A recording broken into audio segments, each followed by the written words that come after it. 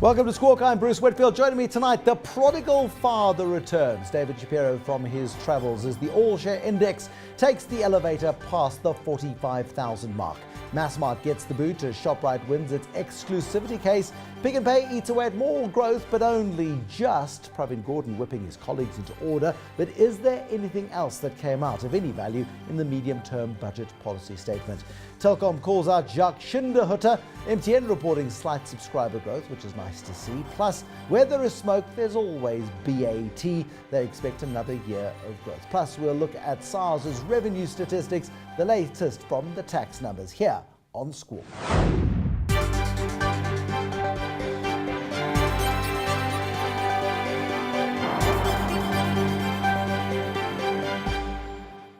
I speak for myself, of course. Thank you for joining us on Squawk. You're watching CNBC Africa, first in business worldwide. David Shapiro from Sasfin joins me here on the Squawk set to unpack the week's biggest stories. You look like you had a run-in with a lawnmower in New York, David Shapiro. Did you fall asleep in Central Park during a trimming process? It's a long story. I gave myself... The story might be long, but the hair is not.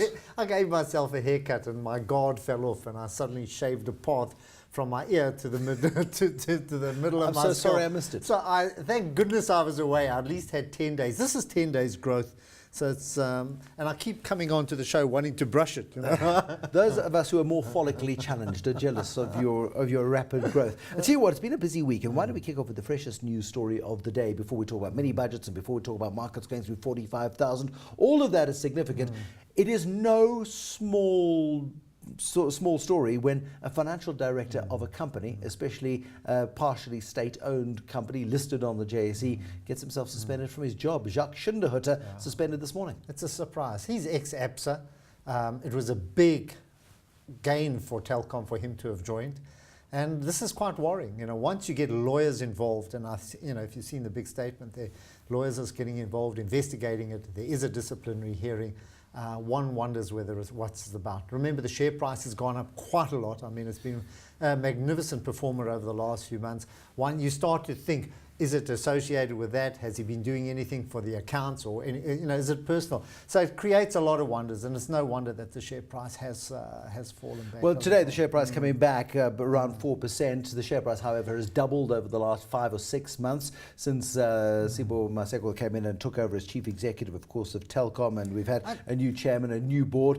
Interestingly, the decision would have been taken by a board made up of a lot of Jacques Schinderhutter's old colleagues from his ABSA days. You're right. So obviously it's something's happened that's forced them into this position. As a financial director, whether you've done anything or not, whether the hearing, the disciplinary process vindicates you, can you ever come back from it? No. Because if you're in charge of the purse, if you're in charge of the books, and there's any kind of suspicion, you're in problem. Look, if it's something outside of it, he's been flirting with his secretary or something.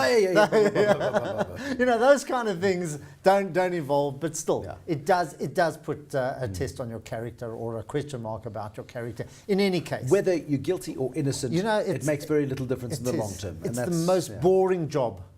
The CFO. I'm an accountant. The accountants are generally regarded as almost the meat and potatoes. They're the structure of the whole company. They're the ones who are supposed to keep everything in line. And when there's a suspicion about the conduct of a CFO, then there are problems. Yeah, I mean, whether he's guilty or innocent of whatever the accusation might be, it's a sad day, I think, for what's been a really interesting turnaround process happening within, firstly, the boardroom of Telkom, and then filtering through the rest of the business. It's a pity that it's been quite a hot stock. I still think it's premature. I still think there's so much work to do before you can call it a recovery stock. The right noises are being made, but we haven't seen it in the numbers yet. And I hope Jacques wasn't fiddling the numbers. Well, we certainly hope not. The process will, of course, go its course, and we'll watch the story very, very closely. Of course, Telecom Financial Director, Chief Financial Officer Jacques Schinderhutter, ex of ABSA, with many of his former ABSA colleagues. Of course, Santi Botha sits on that Telkom board. Louis von Ziona sits on that Telkom board as well. So there's quite a strong ABSA contingent on that board of Telkom, taking a decision today to suspend the Chief Financial Officer, and it's not something that is ever done lightly. Something that has also knock on amiss over the last week while you've been away, I don't know if you noticed, but the all-share index looked at 44,000, overtook it, looked at 45,000 and overtook that as well. It's been a spectacular couple of weeks while you've been away. Dare I suggest that you go away again? No, I did a lot of work in the United States.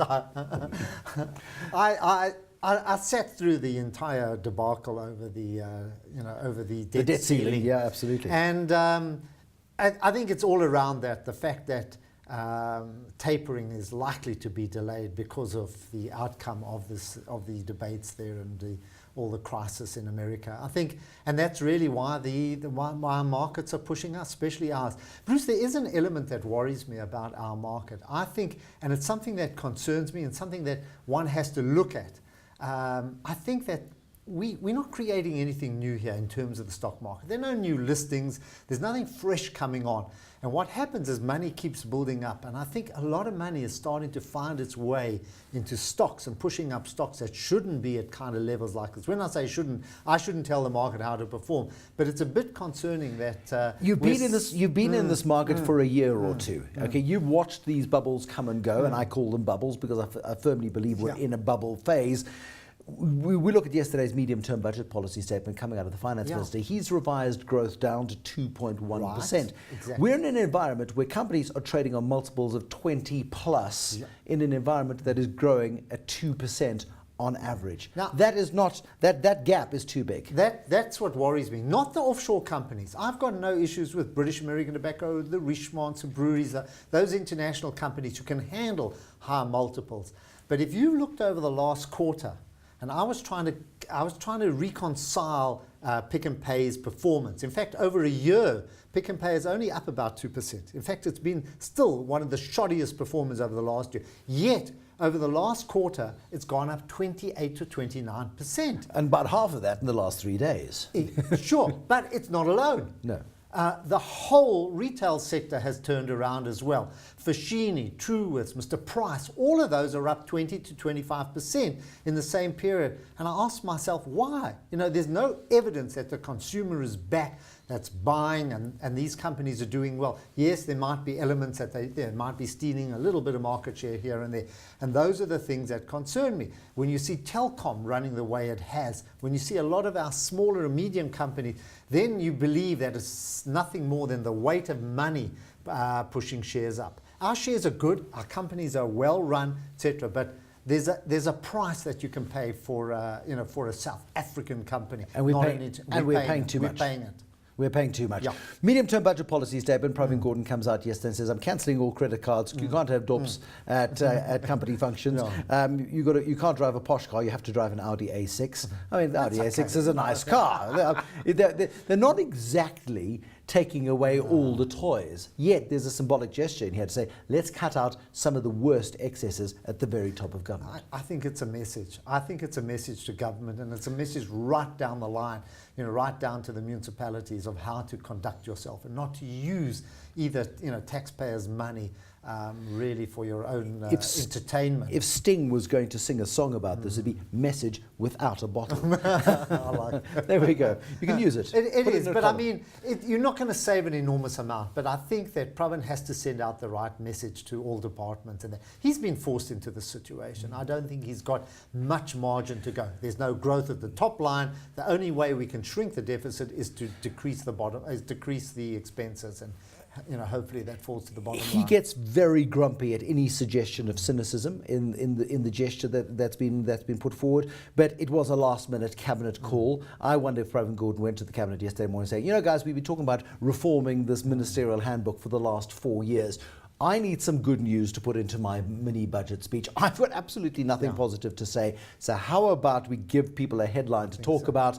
So let's bring forward stuff that we were going to do anyway, and let's announce it today. Everybody sign off on it because we really need some good news. Because, about 25 million South Africans by about April next year are going to go put a cross on a piece of paper, and we need to be seen to be the good guys. Absolutely right. I think that's part of it. The other thing is that he makes this message, he puts it out because it has upset a lot of people. It's certainly upsetting foreigners or anybody looking at South Africa when you see ministers driving around in cavalcades with a lot of bodyguards and that. And it really looks like a B-grade movie that we used to see.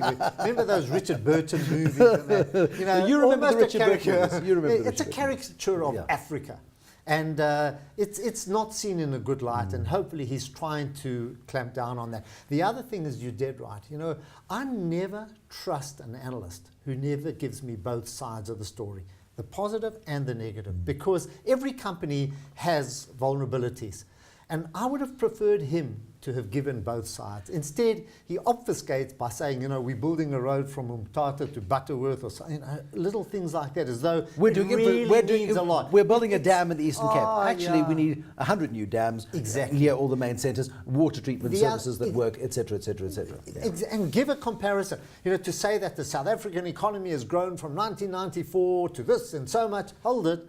What's the rest of the world done in that same period? And that's a figure taken out of JP Lumpman's The Long View. It's 63% growth, I think, since 1994. It's impressive. It's good. South Africans are better off now than they were in 1994. It's undeniable. However, have we held our own? That's the number we don't have. That's the question. You know, America in 2013 is a lot different from America in 1930. Sure. You know, standard of livings have rocketed throughout the world. The Chinese have rocketed. So we don't get a comparison. We've actually lagged. You know, in my view, certainly over the last decade, we've lagged growth in the rest of, in the rest of the world. We're not where we should be. And those are the issues that we should be looking at. Stop saying everything's great. It's not. Well, I was chatting to Conrad Royce yesterday. He's the managing director of Standard & Poor's in South Africa, and saying what was announced in yesterday's medium-term budget policy statement was sufficiently positive to give us some breathing room, and provided within the next 6 to 9 months what was talked about yesterday is implemented, that we do manage to reduce the deficit, that we do manage to get a little bit of growth going once again. We could see the BBB- rating that they've attributed with a negative outlook for South Africa back up to BBB with the less negative outlook, which is what we desperately need, because the cost of Is that what funding, he said? That's what he is saying. But he needs time for the proof of the pudding to come through. And sorry to mix the metaphors, but here is a situation where Conrad Royce is saying, you need to prove what you say is going to occur. And until that point, we keep you on negative ratings watch. And Pravin Gordhan drives him spitting mad. And I wonder whether or not we don't need to take a more critical look at the way in which we're running the place. Of course we do. Yeah. You know, absolutely. I think that's the thing. If he was truthful with us, if he was honest and open and not being so political, I think more could be achieved in that. But it's not as good as he made out to be. In fact, I think it's probably worse. The situation is rather worse. We are in a deteriorating situation. We might not be sliding as fast as we have, but we're still not pointing upwards in the right direction. Give me a sense then of what's going on in America. You were there through the ludicrous Tea Party holding the country hostage, and possibly the global economy hostage, right till the very brink where America stood at risk of defaulting on its debts. I think what made them push them into an agreement with the polls, they losing ground. The Republicans are losing ground. The Republicans are losing ground. And nor can business. You know, business has got the muscle, it's got the money. It hasn't got the people, it hasn't got the numbers. And business can no longer associate itself with this maverick group. I call them the Confederates, because it's a reminder of the old Confederates in the Civil War from the South. So I think that they've got to change their attitudes, and I think business was embarrassed by what's happened, and business is shifting more towards the Democrats. I think that they're looking for a grand bargain, because the sequester, which was these forced cuts in the budget, and this is quite important, forced them to cut things like education and also in defense and a few other areas, important areas. They can't do that anymore. They've got to start spending on defense and education. So the Democrats have also got to make some concessions now on social grants or on...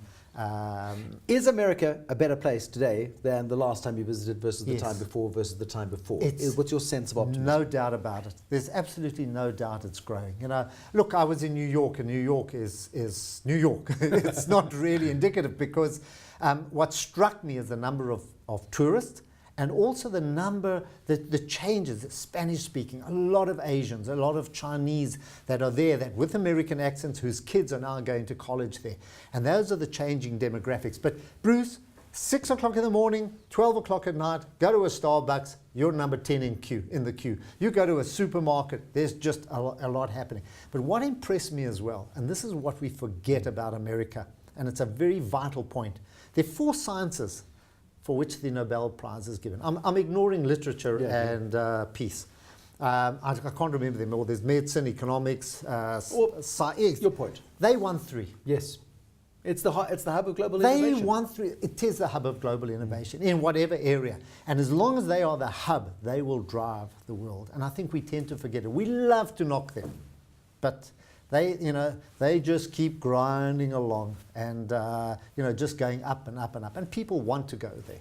There we go, David Shapiro from Massmart is with me in the studio this evening. As we squawk our way through tonight's program, we'll look at just how much South Africa has attained through tax. You pay a lot of tax, we hope, and the large proportion of tax that is paid by Gauteng has made a lot of people really quite grumpy, because not only do we pay the highest proportion of South Africa's tax, we pay a lot of tax that carries the rest of the country here in Gauteng, and the rest of you in Port Elizabeth and other parts of the world need to be grateful. Oh, I'm in so much trouble now, but David Shapiro on that in just a moment.